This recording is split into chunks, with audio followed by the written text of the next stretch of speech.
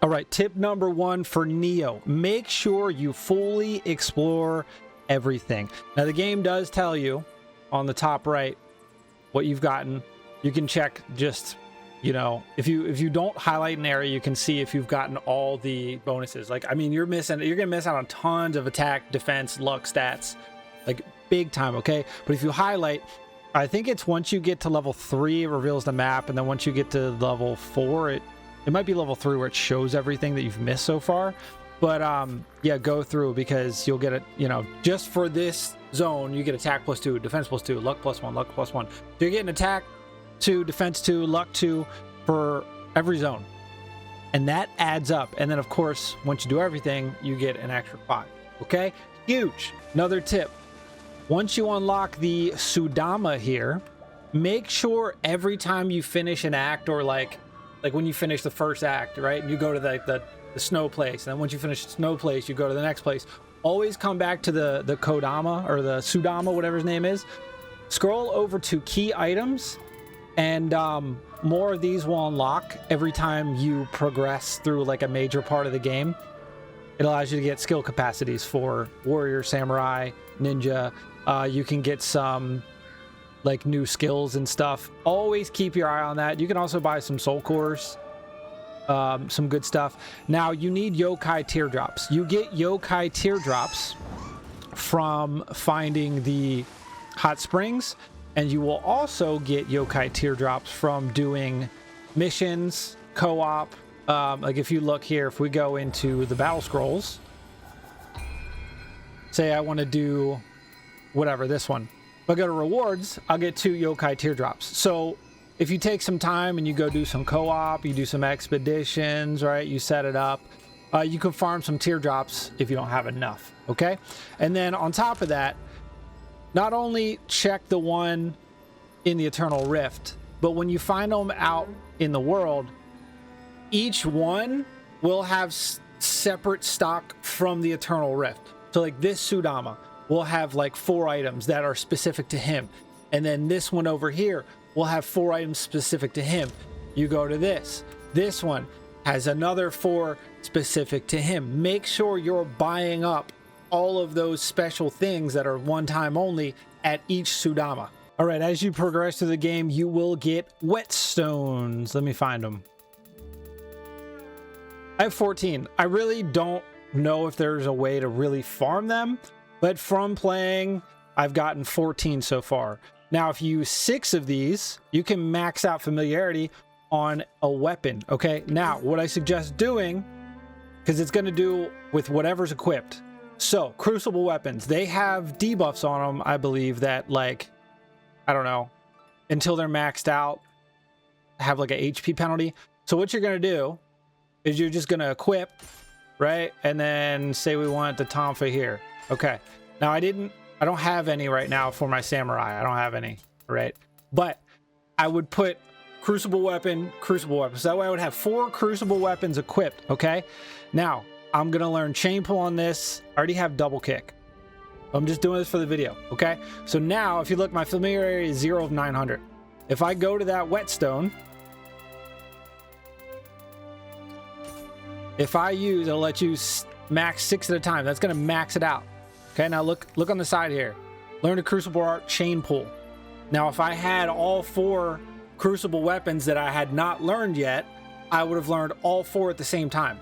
So if you need to learn skills and you don't want to actually put on the crucible weapon and use it to get it, you know, your familiarity up, that is an option. Now, like I said, I don't know where to farm whetstones.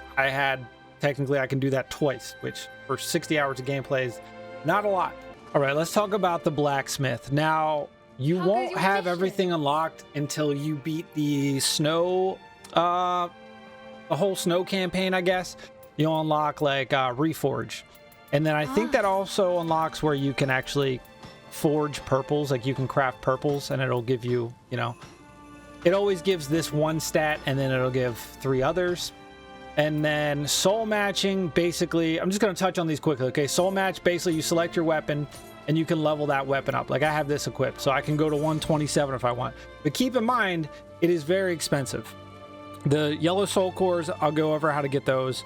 those are easy. But the gold is what's going to kill you. The gold is so, it's so expensive. So I'm not going to be doing this with this weapon, but as you can see, the strength of these do go up. Like we max that out, we get an extra 48 attack. Okay, and then the plus level, I would hold off. You could do like 1, right? But I would hold off because these, you need the Azure soul cores, and they're a little bit harder to get. I'll tell you how. But like right now, this isn't +1. But if I go to +1, it's a pretty big attack boost. We go to +5. I mean, you're talking about a lot of attack. So but the problem is it costs 1,012 of these soul cores. I only have 112. And then obviously it costs 1,000,000 gold. So there's that. But once you get into endgame, that's what you're going to start doing. So soul extraction is where you're going to get those cores. So I don't think I have anything, so I'm just going to select all here. Now you see it'll say I'll get 4 Azure soul cores and then 37,000 yellows. So the way you get the Azure is from +1 equipment. Anything that says +1 on it, +1 or higher, like this, it's level 120 +1. You will get Azure soul ores from it. Okay. I think there's another one after that, but we're not that far into the game. But you're gonna want to break those down with soul extraction so you can start saving those, because as you can see, it costs 1,012 to get a +5 plus 1,000,000 gold. It's very pricey. Okay. Remodel, basically you can take your weapon and choose, like, if you want to use a weapon that's not scaling off of what your current stats are, you can go in and change it. Now whatever you select first will be the main stat, second stat, and the third. Okay, so it goes in order. So I would go here, here, and here. Boom. And then this only costs 1,000 materials and 31,000 gold. It's not that expensive. But if you're like, I'm using a spear and I'm using a katana, and the katana doesn't scale off of the same stats as the spear does, so I just changed my katana, and then boom, guess what? Now I'm getting more attack damage. So that's how you use remodel. Disassemble, you'll want to do this for a bit just to get a bunch of materials, because as you can see, most of the time when you forge stuff, it only takes it takes 50 of each. So we have thousands. So just do it, farm a co-op for 3, 4, 5 runs, and then just disassemble everything, get those mats, and then do it again, and then just do the soul extraction from there. You know what I mean?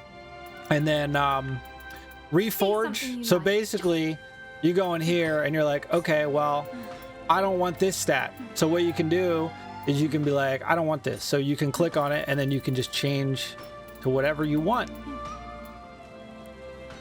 And then obviously you're going to need whatever materials, but then you can just basically change.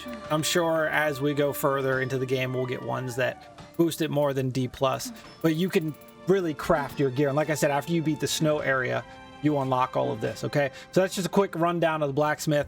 Now on top of that, okay, the blacksmith, you're gonna need a lot of gold.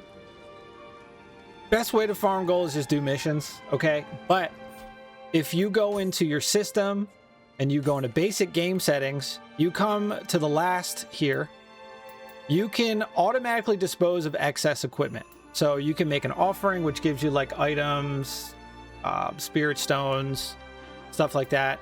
You can sell for gold, or you can have it disassemble, which we just went over for the blacksmith, or you can do soul extraction. I leave mine on sell because gold is very hard to come by, and right now I have it uncommon or below. So it'll take common and uncommon items, and every time I touch a shrine, it'll automatically pop up, and it'll be like, you just press X and it'll show you how much you're going to get, and it just sells those common and uncommons.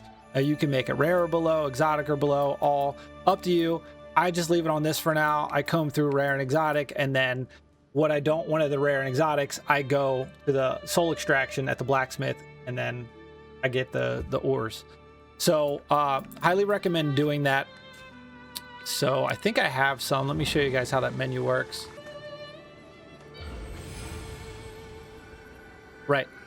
So as soon as I touch a shrine, it automatically pops up. It automatically has the commons and uncommons, and it tells me the sell price. Okay, 7,200. We don't have a lot. We didn't do a run. You just press X, yes, It's selected. Do you want to sell the selected items? Yes. And then boom, they're gone. And you're left with blues and purples. It's that easy. So I'd recommend setting that to sell. All right, at some point in the game, I don't remember exactly when I'm somewhere in the snow area. I think when you beat that as well, you unlock where you can have 2 weapons equipped for samurai and 2 weapons equipped for ninja. So all you have to do is if you hold R1, you see next to the sword here, I press down. Guess what? Now I'm on spear. Okay. Guess what? Now I'm back to katana. So since you get so many samurai and ninja points, you can basically fully spec out to and just complete and that whole when we talk about the blacksmith changing the stats around, so you can use whatever weapon you want, right, and just change the stat scaling on the weapon and then use any combination you want. So basically it tells you that when you finish a combo and you do a key pulse, if you press R1 and down on the D-pad, you can automatically switch to the other weapon. Now, this is so fucking cool. I love this feature. I use it a lot. It's really cool to just be attacking like this, right? Ready? Boom. Guess what? I'm in katana. Guess what? Back to spear. Boom. How fucking cool is that? So I can do this combo, right? And then I can be like, oh, I want to do katana. Into katana. Stand switch, do some attacks. Now guess what? Spear time. That's badass. Okay, it took me a while to figure it out. It says R1 and down at the same time. Once you key pulse, you're gonna hit R1 on the perfect key and then hold in R1, give it like 0.2 tenths of a second, and then while you're holding R1, press down on the D-pad. Because if you press it together, it just does that. See what I mean? It doesn't switch. It just goes like that. Okay? So let me go back to high stance, right? So now, R1 down. R1 down. So don't press them at the same time. Do R1, hold R1, then press down. It'll take a little bit to get used to it, but I'm telling you, you can even press it, like you got some time, right? Like we'll do R1 down. Pretty fancy. I really love this feature. I love just being able to switch weapons on the fly. It's freaking crazy. Same thing with ninja, right? We got this.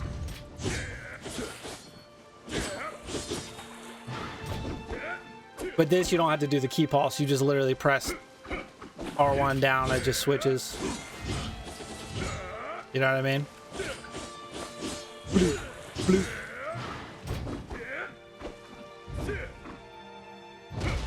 You know what I mean? Hey, let's do this big hit. Yee. Pow! And then bam, we're in the swords. Bam, we're in the tonfas. Master that. It's fun. All right, let's talk about the spirit stones. So you see a little spirit guardian down there? All right. Once it gets to 100, you basically turn Super Saiyan and you do like crazy damage. So if you don't know, when you use any of the Amrita stones, the spirit stones that give you Amrita, you'll get more. I don't know what the totals are. This will give you a very small amount. This will give you more. This will give you a lot, right? So I can take this. Let's put it on the hot bar real quick, okay? I'll just get rid of my elixirs. You can set your hot bar and say you start a boss battle, you're having troubles with a boss battle, and you get in there and the boss is being a pain in the ass. You use your guardian and then you don't have it. Well, guess what? You can press this where it's 65. It gives us 873, right? So if you put the bigger ones on, it'll give you like 30 or 40 at a time. And you can put that on your hotbar, pop 2, maybe 3, depending on which one you're using, and then you'll get your guardian again, and then you can transform and just go back to going ham. So that's an option. Also, another tip with your guardian skills, if you're running out of ki, like let's exhaust our ki here. Let's just fucking use it all, right? Okay, we're out of ki, right? We gotta wait for it to come back up or deflect or whatever. If we get it back out and we use a guardian skill, like we do all these combos, right? Now if I use a guardian skill, boom. And now guess what? My ki's basically replenished so I can keep going. So if you're ever in a fight and you're like running out of ki, pop a guardian skill. While that guardian skill is going off, your ki will replenish, and it gives you a little bit of a buffer window instead of having to do like a perfect ki. It's just another way you can manage your ki. All right, status effects, elements. Basically, each element does something. All right, imbue water. Once you get drench status on the enemy, they'll take 20% increased damage. Okay, if you apply 2 status effects, they get confused, and I believe it's like they take 40% extra damage. So you want to make sure that between your guardian spirits, like make sure your guardian spirit for your samurai is a different element than your guardian spirit for your ninja, so that way you can swap back and forth and get those. Or if you're using magic on the ninja, make sure, like I have arrow, and then I have the water as well, so that way I can apply those elements. Put it on weapons. Like for this, I've got imbue water. You can get imbue lightning, but if you get 2 status effects, you'll always kind of want to do water because you get drenched, and then you get, so you're basically doing 60% extra damage if you keep that up. Just something to think about. You can also go to your Nioh magic from the shrine and pick, like, I think it's like the water talisman. Let's see here. So like here's one, right? We could use this guy. He has a lightning talisman. Basically, it coats your weapon in whatever element, and also throughout playing the game, you'll also get them as items. So if you don't want to use magic, you can go into here and let's see, where do we have? Like right here, I've got a fire amulet, water, and lightning amulet. So if you don't want to use the magic, you'll also have some in your inventory that you can place as well. So you can imbue with fire, water, or lightning. So it's just, you always want to keep status effects up because you'll do more damage. All right, last thing I want to go over is some soul cores. I know we kind of just did. There's a lot of good stuff. Like I use steel for defense, power, fire familiar. Basically what that does is you use it. They've got all the elements, and then when you do a strong attack, you throw that element at them. So it's a good way to apply status effects. Also, I think if they're near, they take damage. Just go through and look at them as you get, because there's so many things that could be good for your build. But I want to talk about one, the Mermaid Soul Core. This has Life Leech, and what Life Leech does is, well, when you attack, you get life from the enemy. Now, I said there's like a ton of good ones, but basically I'm gonna pop this here. Oh, it applies it to the enemy. Okay, so now when I hit this dude, guess what? I'm getting life. Look at my life. Boom, boom, 165, 160, look at 600. Look at all that. Look at all that life I'm getting back. So you can really just keep up and just pummel the enemy and just straight live through their attacks and just get tons of HP back. Like, it's an absurd amount of HP that you get from Life Leech. So if you haven't found the mermaid yet, if you come to Hyun, right, the ice place, come down here to the left side, come here, and there'll be 3 of them, like right here. All right. But yeah, if you're struggling to basically dodge, deflect, because the game can be very hard, right? Like, we've all seen the videos of these naked people, level 1, destroying bosses like it's nothing. Like, not all of us, I'm not that good at the game. I never will be. I'm, above average. It's fun, but I'm majority are not going to be like those people. All right, so there's stuff in the game like this Life Leech and stuff that we can really use to kind of stay in the fight longer. But run down here. I think one's gonna pop right here. Yeah, here's a mermaid. Just kill her dumbass, and then you can farm these until you get them to drop a soul core, and then there's 2 more down here fighting that guy if you want to farm for the mermaid core. I'm sure there's other places to get it, but yeah, 10 tips. That's it. We have our setting video with what controller type I use. It's got, like, I don't know, 35,000 views. It's cranking up there. And then a video I made like right when I think the demo launched. But check them out. You know the drill. Subscribe, come back. See you on the next one.